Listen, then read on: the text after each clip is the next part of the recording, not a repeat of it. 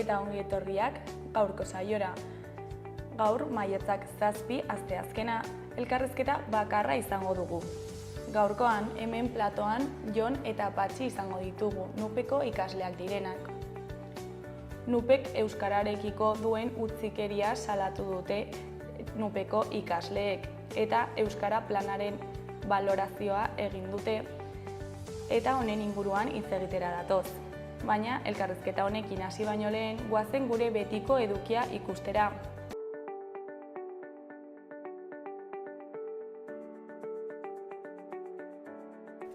Goazen orain gaurko efemerideekin. Gaurko egun batean, 1988ko maiatzaren 7an, Espainiako poliziak Irunen atzemandako 150 kilo kokaina desagertu ziren, inork ikertu gabe. Ia 1000 kilo kokaina antzeman zituztela jakinarazi zuten eta 2 urtera jakin zen 2 egunera 850 zirela zeuzkatenak, azalpenik gabe. Urte batzuk geroago, 1984ko maiatzaren 7an, Iruñeko Euskal Jai gaztetxea okupatu zuen gazte talde batek. Ordua da, gaztetxea lelopean 1000 lagunek eginiko manifestazioaren ostean okupatu zuten frontoia, eta berehala 81 lagunek osatutako asanblada egin zuten. Polizia hainbat aldiz saiatu zen hutsean, baina ez zuen lortu gazteen erresistentziaren ondorioz. 10 urteko ibilbidea izan zuen proiektuak auzoan. Azkenean, Jolanda Bartzina alkate zela 2004an gaztetxea eraitzi zuten arte, zenbait kide teilatuan egon arren. Egun eta urte berean, Espainiako bueltako etapa eten zuten Nafarroako 101 intsumisok. Noaingo errepidean, intsumiso presoak askatu zioen pankarta batekin atera ziren errepidera, tropela geldiaraziz. Guardia Zibila intsumisoen aurka gogor oldartu zen, motorrarekin pankartaren kontra joz eta ekintzaileak kolpatuz. Eta bukatzeko 2009ko maiatzaren 7an Patxi Lopezek Araba, Bizkaia eta Gipuzkoako lehendakari kargua zin egin zuen Gernikako arbolapean. Lehen lehendakari ez abertzalea izan zen. Ezker abertzalea legez kanpo zegoela baliatuta Alderdi Popularrarekin hitzartuta lortu zuen kargua, naiz eta aurretik Popularrekin ez zuela itunik egingo esan.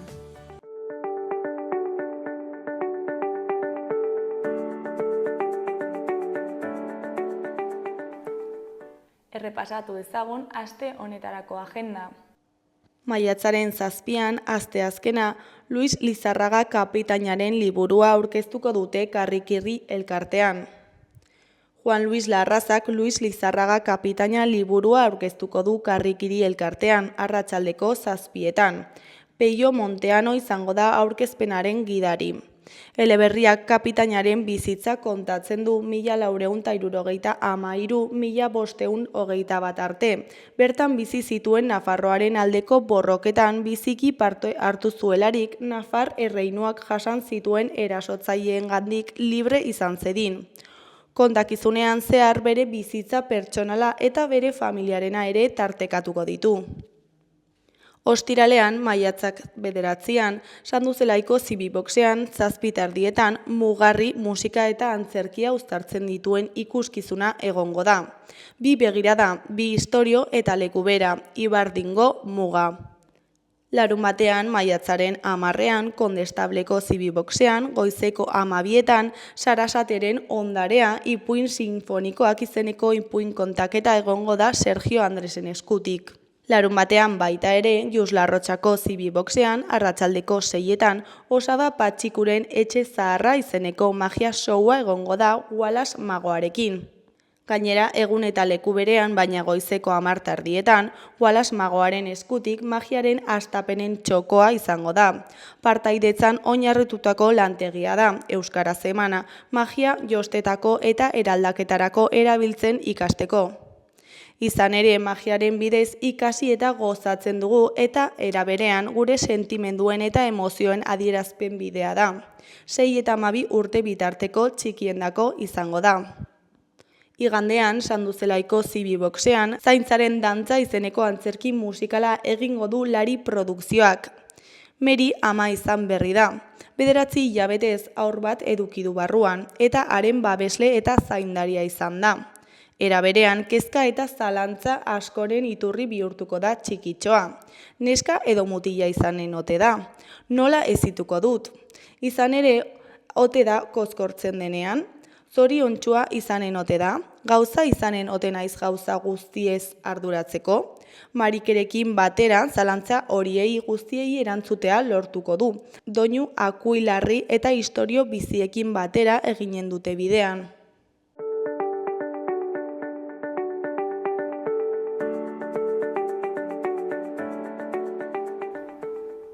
Ikus dezagun gaurko egunkarien azalek zer dioten.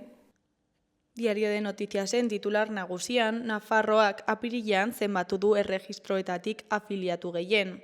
Aste Santuan eta Zainzuriaren kanpainan enplegua da nagusi. Gizarte segurantzat 313.182 pertsona ditu lanean. Langabeen kopurua 977 pertsonatan jaitsi da eta langabeen kopurua 30.000 pertsonetatik behera dago. Estatuko kotizatzaileen gehiengo historikoa dago. Argazki nagusian, John Adcherley kardinala, kardinalen kongregazio nagusiaren bileraren amaieran irten da. Honen titularrean, aita santu berria aukeratuko duen konklabea hasi da. Nafarroako gotzainak eta EAEkoek bakearen aldeko ahaleginak areagotzea eskatu dute. Eskuineko aldeko berrietan, alde batetik adimen artifizialaren erabilera eta abusua. Beste alde batetik, Nafarroako gobernuak 1.284 etxe bizitza huts ditu erregistratuta. Jarraian, Iruñeko alkateak Vox salatu du etarra deitzeagatik. Gainera, parlamentuak idazkarien jabetza hartzea desblokeatzeko bidean. Bukatzeko, Iruñeko militar bat atxilotu dute aurrentzako pornoa banatzeagatik. Hori koloreko berrietan, batean, ekoizpen ekologikoa hazten ari da Nafarroan. Bestean, jaso ikastolaren musikal berriaren estrenaildia. Goiko berrian, hilketa zantzurik ez San Juanen aurkitutako gorpuan. Diario de Navarraren titular nagusian, Nafarroako anbulantzien enpresa publiko berriak 400 lanpostu subrogatzen ditu. Zerbitzuak 26 milioi euro balioko ditu urtean, azken esleipenak baino 5,6 gehiago.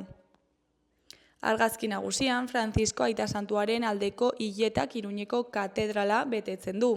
Honen titularrean, konklaberik irekiena gaur arratsaldean hasiko da. 133 kardinal kapera Sixtinoan bilduko dira gaurtik aurrera Franziskoren ondorengo Aita Santua aukeratzeko. Eskuineko aldeko berrietan, alde batetik ikerketaren arabera San Juango heriotza suizidioa izan zen. Beste alde batetik Nafarroak 2.185 enplegu sortzen ditu hilabetean eta 5.018 urtean. Jarraian, Merz, Alemaniako kantziler berria, bozketa bat gainditu gabe. Goiko aldeko berrietan, batetik 422 etxe bizitza eraikitzen ari dira Artikan. Bestetik, ia, tresna bat baino gehiago. Azkenik, Barça txapeldunen ligako finalik gabe geratu da. Gararen titular nagusian, Lakuak eskaintza iragarri du hezkuntza grebaren bezperan. Sailburuak bihar deitu ditu sindikatuak eta akordio bat lehenbailen lortzeko nahia azaldu du. Labek eta Elak deitoratu egin dute beren proposamen berri hedabideen bidez izen izana. Alemaniako kantziler berria aukeratzeko atzo egindako bozketaren une bat ikus dezakegu argazki nagusian. Honen titularrean, Friedrich Merzen kabinetea mesfidantzaren eta traizioaren artean ibiltzen hasi da. Ezkerreko aldean bi berri ditugu, hauetako batean, euskara ez da meritu gisa baloratuko tuterako nupen. Bestean berriz osasun mahaia aurrerapenen eta oraindik askatu gabeko korapiloen artean bildu da. Ezkerreko aldean batetik Yemeni, Libanori eta Siriako mugari eraso die Israelek. Bestetik Susundegi likedazioan ere bideragarria izan daitekeela gogorarazi dute. Berriaren argazki nagusian hau agertzen da. Friedrich Merz atzo Burundengen bigarren bozketa bukatu berritan Berlinen. Honen titularrean, Friedrich Merzek 2 bozketa behar izan ditu Alemaniako kantziller izateko. Demokristauek eta sozialdemokratek gobernu ituna sinatuta baitzuten ere, CDU-ko burua ez da Budengesten gehiengo osora iritsi lehenengo ahaleginean. Bigarren bozketan langa gainditu badute ere, ziurgabetasun eta krisi giroan hasi du agintaldia Merzek. Beheko argazkian, emakumeen mundu martxaren agerraldia atzo Donostian. Euskal Herria zeharkatuko du larunbatean. Titularrean bizitza duinaren alde ibilian. Ezkerreko aldean, batetik Nafarroko gobernuak beste 258 lanpostutan eskatuko du euskara. Bestetik George Orwellek idatzi zuen lehen novela euskarara itzuli du Rafa Sánchez Muxikak. Jarraian Jonan Fernandez EAJaren aholkulari izango da Gipuzkoako batzar nagusietan. Eskuineko aldeko bi berrietan berriz, batean, Julen Goia errugbi jokalaria dugu. Honen hitzetan harro eta bakean nago egindakoarekin. Bestean, hegoaldeak inoiz afiliazio daturik onena izan du apirilean. Goiko berrian, ez binarioen izatea eta egoera ezagutarazteko beharra nabarmendu dute naizen biltzarrean. Euskal Herria irratiari dagokionez, titular nagusian, hauek dira 2025ko San Ferminak iragartzeko 10 kartel finalistak. Gaurtik eta maiatzaren 18ra arte bozkatu daitezke kartel gogokoena Zibiboxetan 010 telefonoan eta pamplona.eus webgunean. Aurten 480 afixa aurkezten dituzte lehiaketara. Eskuineko berrietan, goikoan maiatzaren 18an ospatuko dute sortzen jaia Takoneran. 6 urteko etenaldiaren ostean maiatzaren 18an sortzen jaia ospatuko dute Takoneran de ereduko eskola publikoen aldeko jaia. Ikuskizunak aurrendako jolasak eta gorka urbizu edota borla taldeen kontzertuak izango dira. Behekoan erakunde publikoek ez dutela etxebizitza eskubidea denontzat bermatzen salatu dute zenbait kolektibok. 250 lagun baino gehiago izan dira aurtengo neguan kalean, aterperik gabe lo egiten. Salatu dute zenbait kolektibok tartean Dar Etxea, Katakrak, CGT eta Bakearen Etxeak. Herritar horiei ez zaie aterabiderik eman edo aukerarik bilatu euren egoera zaurgarri bide emateko. Esan du Samirakano Katakrakeko kideak. Egoera larri hori ikusita kolektibo horiek batu eta elkartasunaren bidetik eta premiazko irtenbidea eman behar zaiela iritzita 60 familia eta norbanakori etxe bizitza alternatiba bat eskaini diete.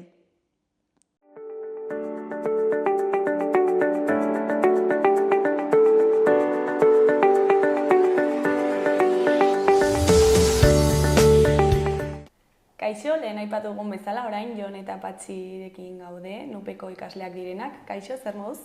Kaixo, ongi, mila esker gonbidapenagatik. Zuei etortzeagatik. Bueno, azkenaldian, zerbait esatearren, nupek euskararekiko duen utzikeria salatu zue ikasleek. Euskara planaren balorazio bat egin duzu, ezta?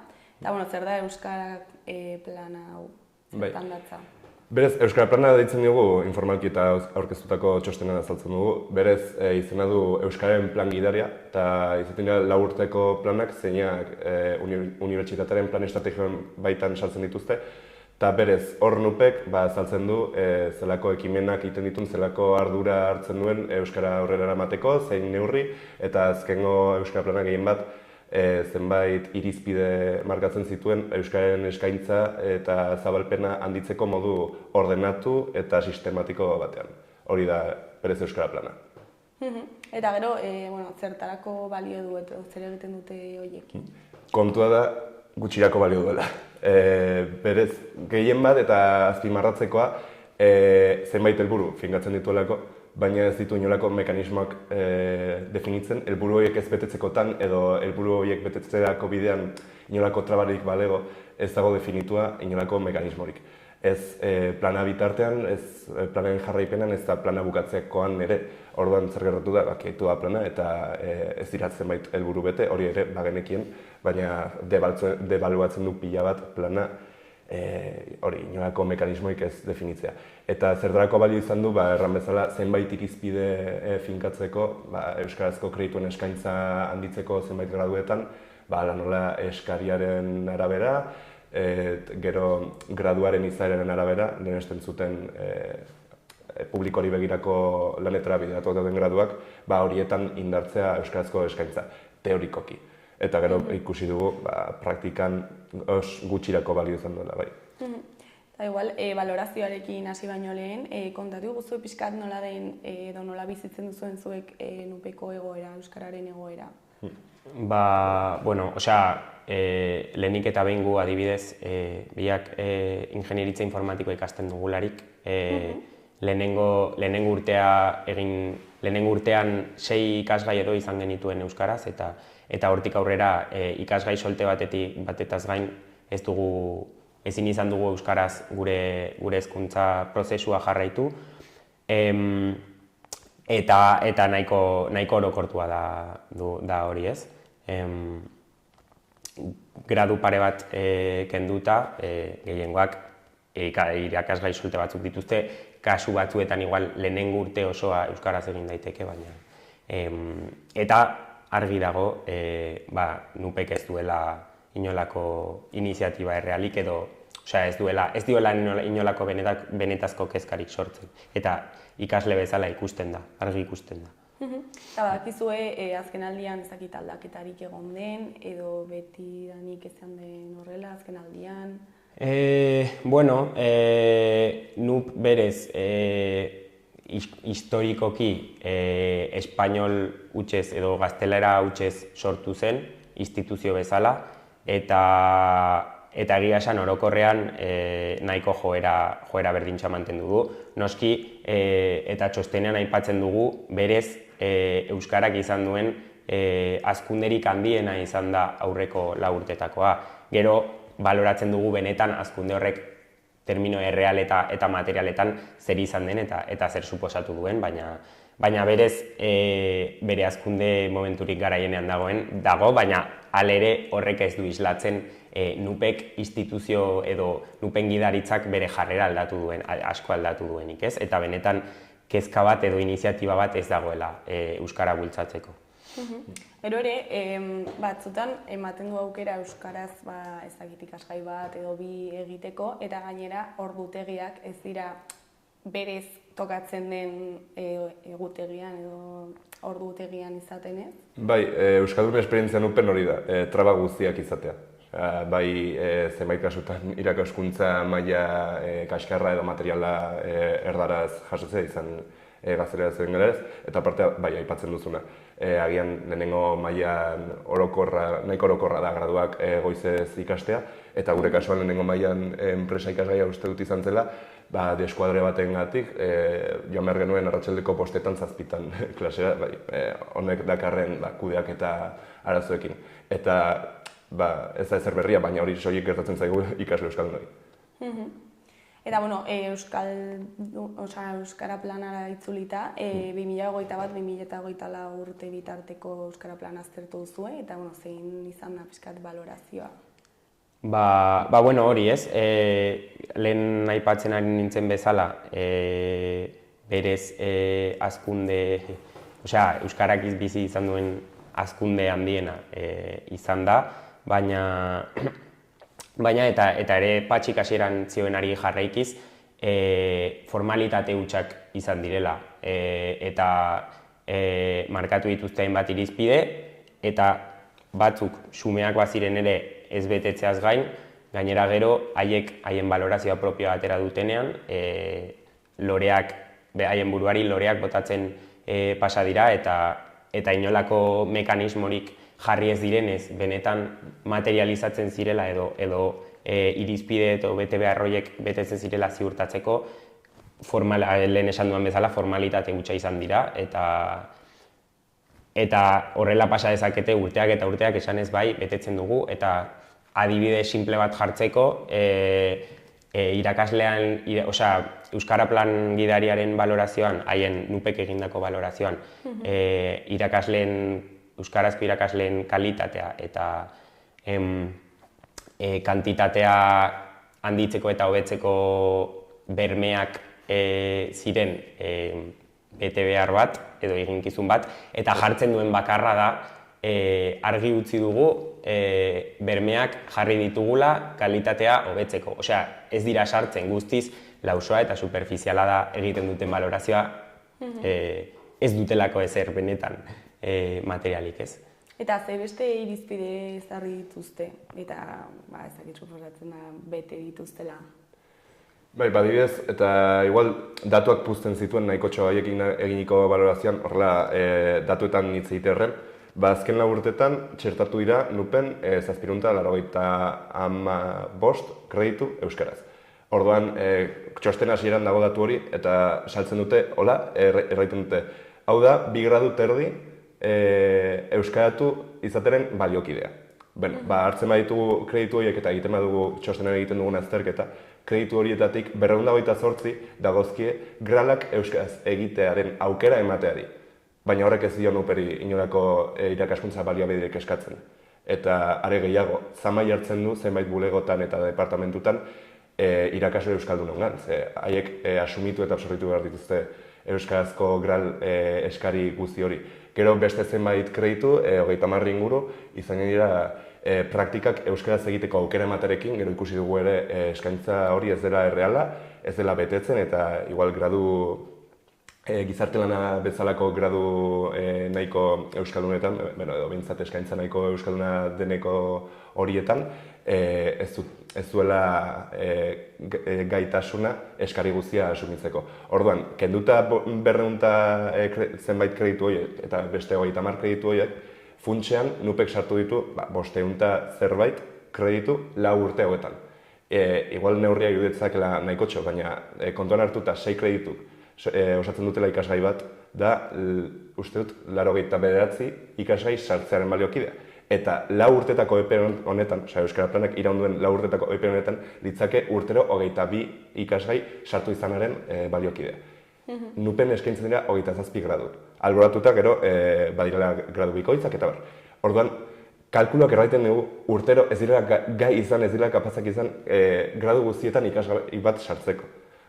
Orduan, eta hau, berriz, Jon dion bezala, izan da, nupen euskarak izan duen azkunderik handiena.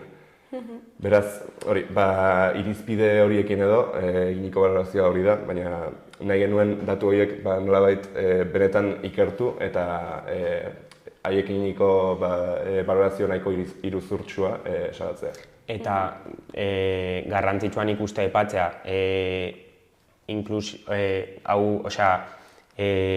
datu hauekin mahai gainean ere, ezin dugu ahaztu lehen aipatzen ari ginena, hau 22 irakasgai hauek sartzen dira modu ezegonkor batean, zuk lehen esan duzun ordutegia kolokan jartzen dela, beti euskarazko klaseetan ibiltzen gara gure irakasleak jartu behar badu, agian ez dugula irakasle bat izango eta sartu beharko gaituztela gaztelerako klase batera, ez dagoelako beste alternatibarik.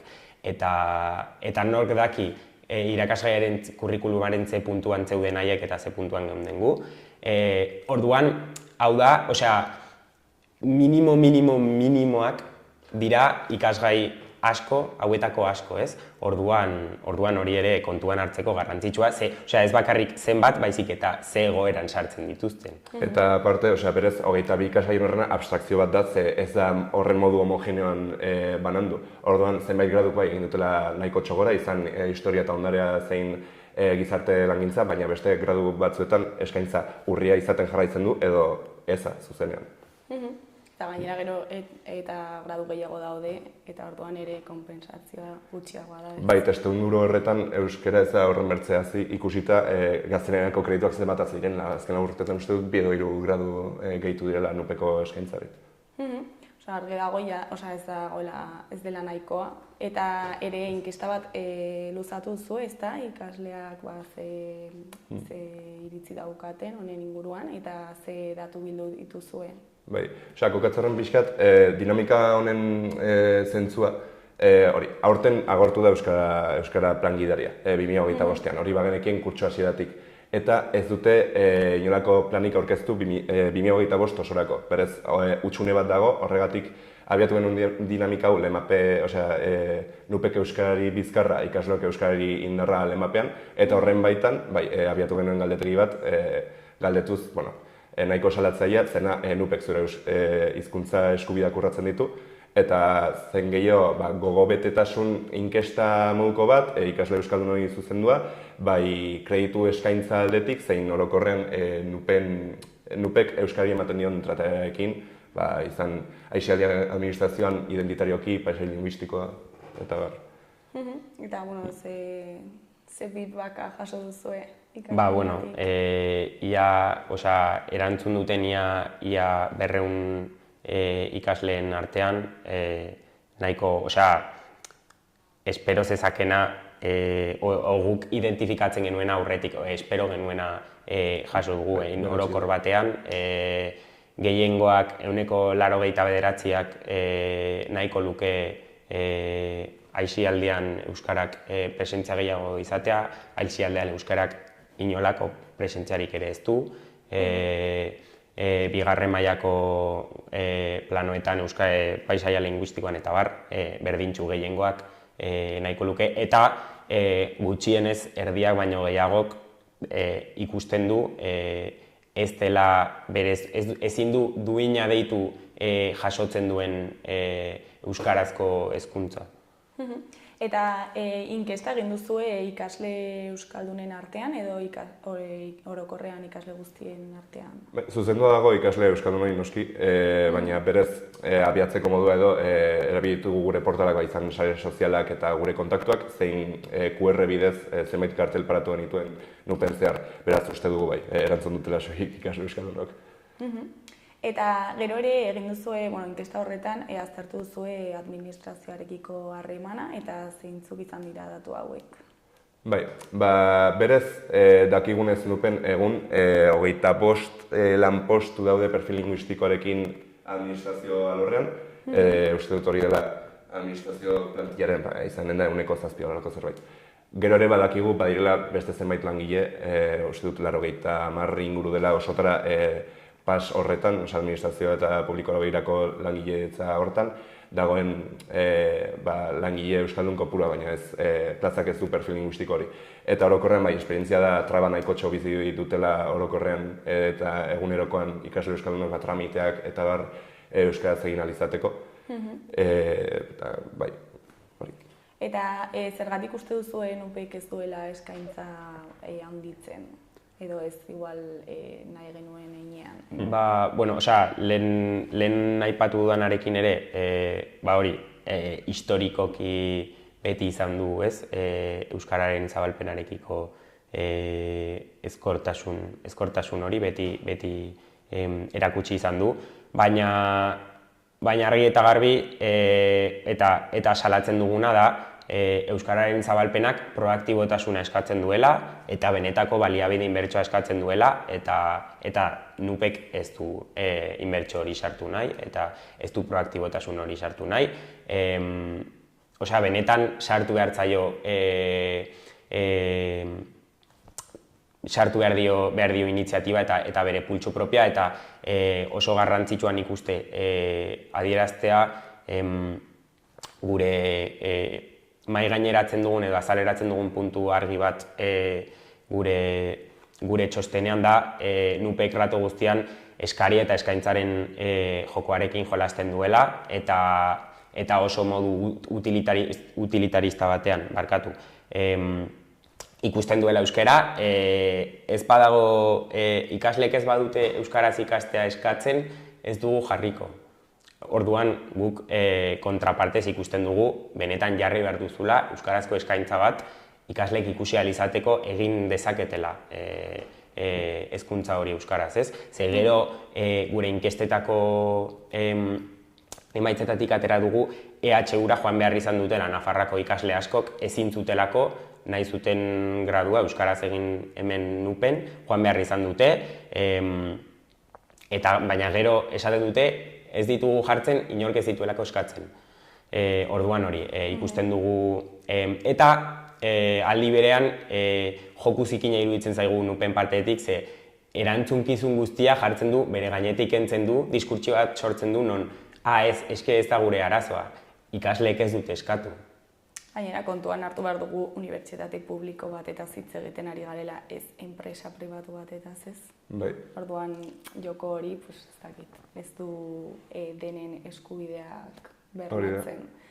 Eta, nola ikusten duzu zuek euskaldunak izan da eskubideen urraketa hau? Hori nahiko bizipen latza. Nahiko atzerritar sentitzen zara, eta ez atzerritar, baina bai bigarren mailako ikaslea sentitzen zara nupen, etengabean. Eta ja ikasle, akademikoki ikasle izatea aparte ere, hori, komunitate euskaldunak sustatzeko zailtasun handiak daude. Hori da, agian nupeko euskaltaldearen eginkizun nabarmen bat, tristeki, baina nupek egiten ez duen guzti hori, aisialdi eskaintza euskaldun alternatibo bat, euskaldunak saretzea, eta komunitate euskaldun hori sustatzea eta indartzea, da euskaltaldeak duen agian eginkizun nagusinetarikoa.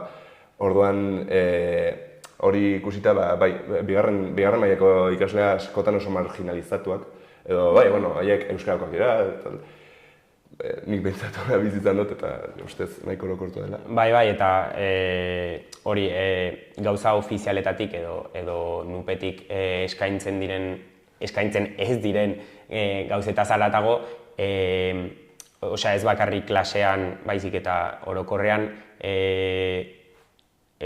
bai akademikoki eta ez akademikoki dagoen egoera eta ingurunearen sustatzen den ingurunearengatik, ez da giro euskaldun bat sortzen naturalki. Ez badago aktibidaderik, ez badago ezer euskaraz, ikusten duzun dena euskaraz baldin bada, hitz egiten duzun como unibertsitatea ingurunean, kafetegian, administrazioan eta bar, gazteleraz egiten baduzu horrek ez du naturalki euskarazko giro bat sortuko eta beti antinaturalki joan behar zara korrontearen kontra, ez? Eta ez dakit euskara taldetik proposamen bat edo proposamenen batzuk egin dituzuen edo planteatu dituzuen? Bai, hori berez 2026an sartu beharko luke indarrean hurrengo plan estrategikoa. Eta, guretzat lotsagarria ditzake aurtengo hutsunea ikusita eta gehien bat hartu ditugun datuetatik ez ikusita horrek sortu den ezin egona edo nola ikaslegoak ikusten duen euskararen egora, guretzat lotsagarria ditzake plan honetan ez egitea hizkuntza plangintza bat, plangintza linguistikoa, beste euskara plan bat ulertuta aurrekoak ez zigula balio. Ateratzenean ez bete denean zigula balio, xumea dela eta atera den bakoitzen euskara taldeak egin duela analisi eta kritika. Baina, uste dugu, orain nupek jokatu behar duela eta apustu ausart bat egin behar duela.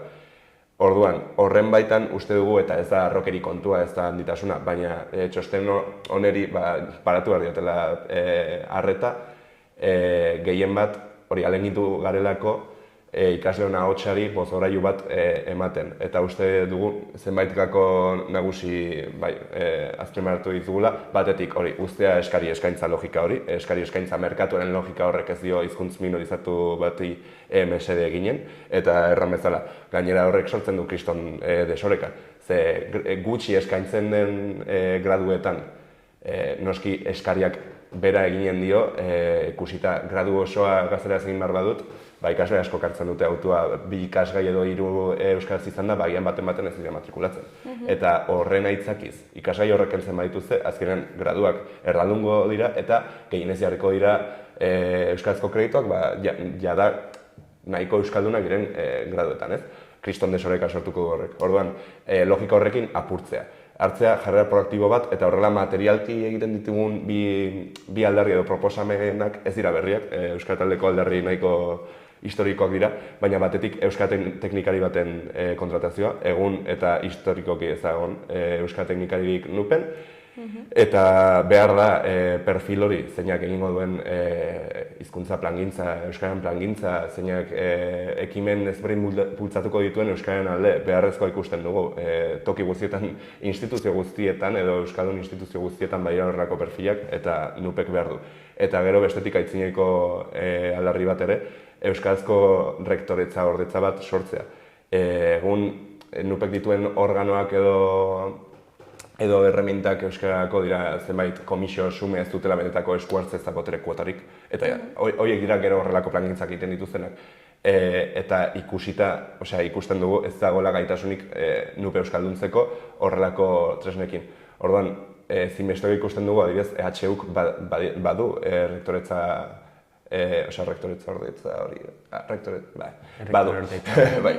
badu, eta baditu zenbait euskara batzorde, eta organo gehiago ditu, gero EHUk baditu ere, bere arazoak euskararekin, baina nahiko genuke egoera hemen.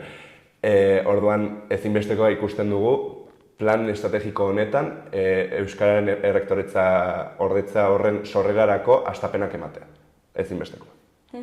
Eta nola uste duzue NUPek erantzungo duela zuen eskaerei, edo erantzungo duen, ze, klaro. Beti optimismoz ez, hartu behar dira gauza hauek. Hori, Patxik esan bezala, erramintak mahai gainean jarri dizkiogu, esan beharra dago, ez dakit aipatu dugun, salatzen dugun beste gauza bat, argi utzi nahi dugu, hau ez dela guk egin beharreko gauza bat, eta precisamente jarri nahi genituen baliabideak jarri nahi dizkiogu errektora dutzari aurpegi aurrean berriz guk egin beharrez izateko, ez?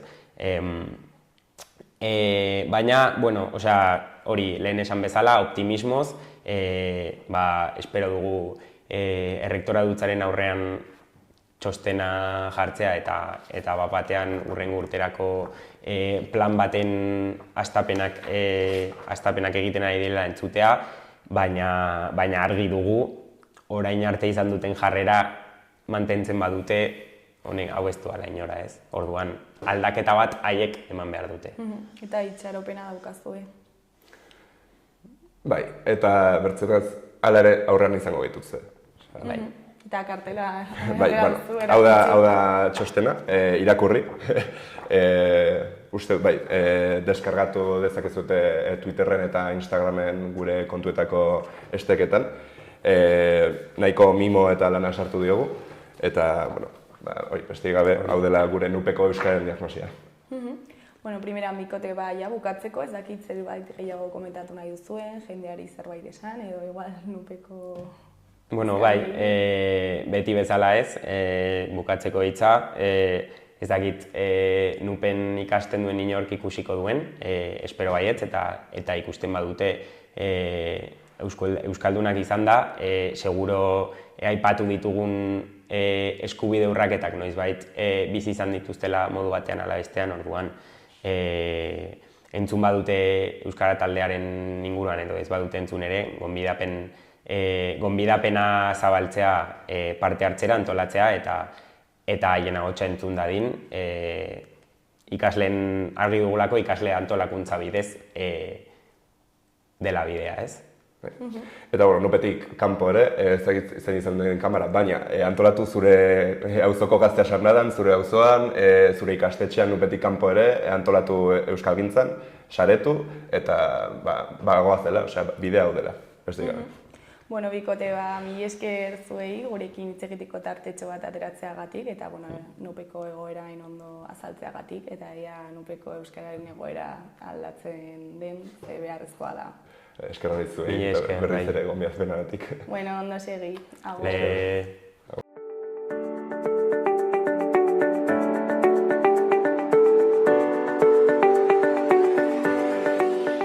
Gaurko eta biharko eguraldiaren iragarpena ikus dezagun orain. Gaur, asteazkena eguzki tarte gehiagoz gozatzeko aukera izango dugu, eta aurreko egunean baino euri askoz gutxiago izango du. Egunean zehar, hodeiak eta urdinguneak tartekatuz joango dira. Goizean behe hodei batzuk izango ditugu eta arratsaldean bero hodei batzuk ager daitezke, batez ere mendi inguruetan. Zapardarra batkanen bat ere egin dezake, baina leku askotan ateri eutsiko dio. Temperatura minimoak fresko samarrak izango dira oraindik, baina maksimoak 3-4 gradu igoko dira. Haizeak indarra galduko du eta arratsaldean iparraldekoan nagusituko da. Goizeko lehen orduetan lainoguneak eta behe-hodeiak izango ditugu, baina goizak aurrera egin ahala giroa argiagoa izango da. Arratsaldean ez egonkortzera egin eta bero-hodeiak garatuko dira. Han-hemenka zaparrada trumoitxo batzuk egin ditzake. Litekeena da kostaldean ateri eustea. Iparraldeko haize suabea ibiliko da, batez ere arratsaldean. Eguneko temperatura maksimoak pare bat gradu gehiago igoko dira eta 20 gradura irits daitezke.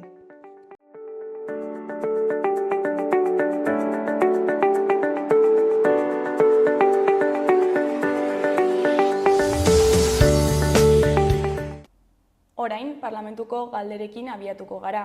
Nafarroako arartekoak herritarren eta administrazioaren arteko epeen betetzean dagoen ezberdintasunaz ohartarazi du, eta honen ingurukoak izango dira galderak. Nik uste dut lehenik eta behin azpimarratu behar dugu administrazioak ezin duela eskatu herritarrei berak berez egiten ez duena. Uste dugu administrazioak eredugarria izan behar duela, beraz bete behar ditu bere epeak, bere tramiteak, jasokexak, herritarrek eskatzen dutenean. Haiei eskatzen zaie, guri eskatzen zaigu herritarrok bezala, eta beraz administrazioak berak ere modu berean lan egin behar du.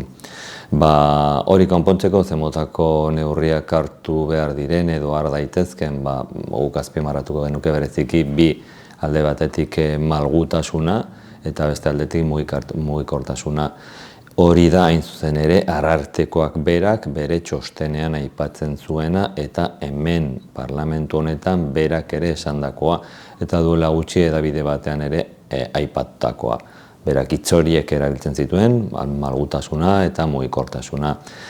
Bereziki lanpuntak daudenean departamentu batean langile publikoak toki batetik beste batera mugitu ahal izatea neurriak edo tresnak edukitzea. Baina zoritxarrez badirudi inertzia badagoela, berak aipatzen zuen fede txarrik ez dagoela, eta guk ere horrela sinisten dugu, ez dago fede txarrik administrazioan, baina bai dago inertzia bat lan egiteko modu bat oso finkatuta, eta horrexegatik aldaketak oso zailak dira. Sistema oso zurruna da, oso itxia da, eta horrexegatik halako aldaketak ezartzea oso zaila da. Baina zaila daiteke.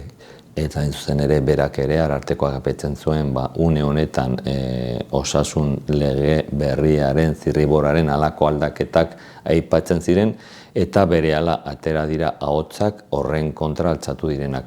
Beraz, hortik joan behar dira neurriak horrekin bukatzeko. Aldez aurretik, azaldu behar dugu, gizarte eskubide, hezkuntza eta osasun sailak dirakeza gehien jasotzen dituztenak. Pertsona gehien hartatzen dituztenak direlako hori argi dago, eta beti buruan izan behar dugu. Gizarte estaldura zenbat eta handiagoa izan, orduan eta erreklamazio gehiago egongo dira, ez? Orduan, jakin behar dugu ere, hitzitik eskubideak kentzen baditugu, ez izan zalantzarik erreklamazioak gutxiago izango direla, ez? Baina hori arrisku erreala da gaur egun, ez? Eskubideak jendeari kentzea. Hori esan da, argi dago, osasuna eta eskubide sozialak bereziki oso tentzionatuak daudela, batez ere aldaketa sozialak egon direlako, ez? Gure gizartean, gizartea orain zahartuagoa dago, eta hori izan nahi du, baliabide gehiago behar dituztela. Bere biziko larritasun edo larritasun soziala duten egoerei, bai arreta nahiko azkar ematen zaie, baina gertatzen ari dena da, arriskuen ez gauden pertsonak, zerrenda handietan sartzen garela, eta arreta, kostatzen dela iristea. Hori esan da, zein da egoera honetarako erantzuna ona emateko, jakinak kudeaketa eta antolaketa neurriak garrantzitsuak daudela eta aldatu behar direla, ez? Baina ez gaitezen engainatu. Azkenean, erabakagarria da gai honetan inbertsio publiko handia egitea. Orduan guretzat hori da gakoa. Bai, egia esateko departamentu horietan jasotzen dira keja gehienak berak aipatzen zuen, bere txostenean jasotzen zen bezala. Baina zemotako neurriak edo proposatzen dugu arartekoak esandakoak lehenagoa esan ditudanak ez dago beste biderik. Malgutasuna, mugikortasuna, prestakuntza noski baietz, mugikortasuna eman alizateko aldez aurretik prestakuntza eman behar da langileen artean, ez da gauza bera toki batetik edo apartamentu batetik lanitea edo bestera joatea. Adibet jarri dezakegu, orain errenta garaian gaude eta ziurazki ogasunean toperaino daude eta polita eta garrantzitsua izango litzateke departamentu batetik beste batera, kasu honetan ogasunera, langile batzu pasa alizateak.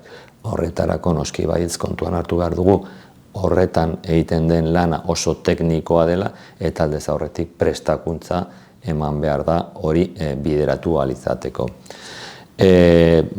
Kontuan hartu behar dugu ere, eta berak ere, arartekoak berak aipatzen zituen, azken urteotan gizarteak asko aldatu duela, eta adibidez jartzen zituen. Adibidez berak aipatzen zituen, gero eta gehiago jabetzen garela gure eskubideetaz, eta azkeneraino, muturreraino eskatzen dugu, eta hori logikoa da. Beste aldetik ere aipatzen zuen pandemiaren ondoren apur ukituta, horrela ulertuta, kakotzen artean ukituta atera garela, osasun mentalarekin, eta horrezagatik agian eskatzen dugu gehiago. Bereziki, orain arte segurutzat jotzen genituen gauza asko, kolokan jarri direlako. Eta estresatuta geunden, bizi garen oso estresatuta dagoen gizarte batean, segurtasun horrek areagotzen du, hain zuzen ere, ansietate puntu hori, ezta. Berak ere aipatzen zituen eta erabat ados gaude empatia eman behar dela administrazioan, bereziki langile publikoetan, eman behar dela empatia, eta eskatu berak ere gehitzen zuen, eskatu alzitzaiela oposaketetan halako empatia puntu bat. Ez zekiela nola neur daitekeen empatia hori azterketa batean, baina ezinbestekoa zela langile publikoen artean, ezta. Eta hortik joan behar dira neurriak. Lehen esan dudan moduan, hezkuntza, osasun saila eta gizarte sozial arloak dira zerrenda handiagoa dituzten arloak, eta kontigo zurekin entzat ezinbestekoa da hobetzea alor horietan egiten den inbertsio publikoa, ez? Eta inbertsio publiko hori finantzatu egin behar da. Eta horrelako guretzat gehien irabazten dutenei gehiago laguntzen eskatu behar da. Hori da beti eta izan da beti gure proposamen politikoa gauza betarako. Egia borobila da esandakoa, arartekoak esandakoa, bai oso arriskutsua ikusten dugu, jotzen dugu, jendeak nahazten duelako administrazioa eta sistema. Eta administrazioa ongi ez badoa, haien kexak, haien tramitazioak garaiz egiten ez denean, kolokan jartzen du administrazioan eta beraz kolokan jartzen du sistema. Sistema bera jendeak lotzen duelako biak. Eta hori benetan arriskutsua da sistema bera kolokan jartzen delako. Eta eskuin muturreko diskursoek hortik batzutan elikatzen dira eta horrexegatik entzuten ere oso arriskutsua da demokrazia berarentzat. Jakin izan behar dugu banatzen alde batetik administrazioa, bere gabeziekin, eta beste aldetik sistema. Sistemak, hain zuzen ere, sistema oinarritzen da administrazioa, baina ez dira gauza bera. Beraz, banandu behar dugu oso ongi gainera administrazioa eta sistema bera beste aldetik. Konfiantza galtzeko arriskuari dagokionez, lehen esan dudan bezala, badakigu badirela egoera arlo publikoaren suntzipena justifikatzeko erabiltzen dutenak, ez? Lehenik eta behin zergak jaitsita ondoren guztion eskubideak ezabatzeko, ez? Eta, gure erantzukizun politikoa itxaron zerrendak ezabatzea eta herritarrei beren osasun sistemarekiko harrotasuna itzultzea da ezinbestekoa, ez? Are okerrago da herritarren erantzukizuna ongizate handiagoa agintzen duten sirena kantuekin engainatzen ez ustea, ez? Baina hori bermatzen duten eskubideen suntsipena dakarte. Orduan, guretzat lehen esan dudan moduan, ezinbestekoa da inbertsio publikoa handitzea, herritarrei itxaron zerrenda horiek txikitzeko edo zabatzeko eta arreta zuzena eta hobea izateko. Gai libreri buruz hitz egingo dut, foru lege berri bat aurkeztu genuena pasaden astean, eta da etxebizitzari buruzko foru dekretu berria. Hori izan dudan moduan, joan den astean, gobernuko talde guztiek guk barne, Kontigo Zurekin barne, eta EH Bildurekin sinatu genuen foru lege berri hori, eta prentsa aurre batean aurkeztu genuen. Eta foru lege honetan berritasun batzuk azaltzen dira, ez? Adibidez, jasotako neurri berrien artean, 35 urtetik beherakoi eta 60 urtetik gorakoi alokairu etxebizitza babestuen sustapen zati bat gordetzea bermatuko da, ez? Bestaldetik etxebizitza eskuratzeko diskriminaziogatiko zigorra ezarriko da alokatzen dituzten pertsonei, ez? Eta bestetik higienisten jazarpena edo etxebizitza edukatzaile handien erregistro bat sortuko da, ez? Neurri horren barruan, esan dudan moduan, azkenik etxebizitza edukitzaile handien 5 etxebizitza edo gehiago dituzten pertsona fisiko eta juridikoak erregistro bat sortuko da, ez? Eta hori, lagunduko zaigu etxebizitzen merkatu tentsionatuetan, jakitea nork daukadan 5 pisu edo gehiago, eta jende edo pertsona fisiko edo juridiko horiei eskatzea alokairu merke bat ezartzea jendeari, ez? Era berean, esan duen moduan, ere osatuko da alokairu eskuragarria, ez? Figura hori berria da, eta etxebizitza publikoa eskuratu ahal izango duten pertsonen espektroa handituko da. Izan ere orain, jende asko geratzen da alokairu publikoaren kanpotik, ze ez du iten batzuk betetzen, baina ezin du ez da ere merkatu pribatuan pisu bat alokatu, ez? Eta orduan, figura honekin lortuko dugu jende gehiago izatea alokairu publiko bat.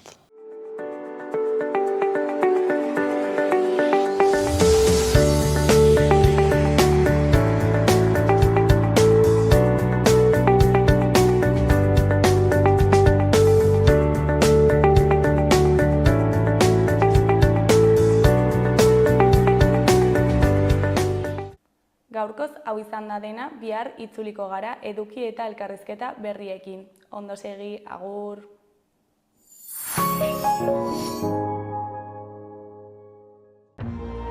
Gobierno de Navarra. Nafarroako gobernua.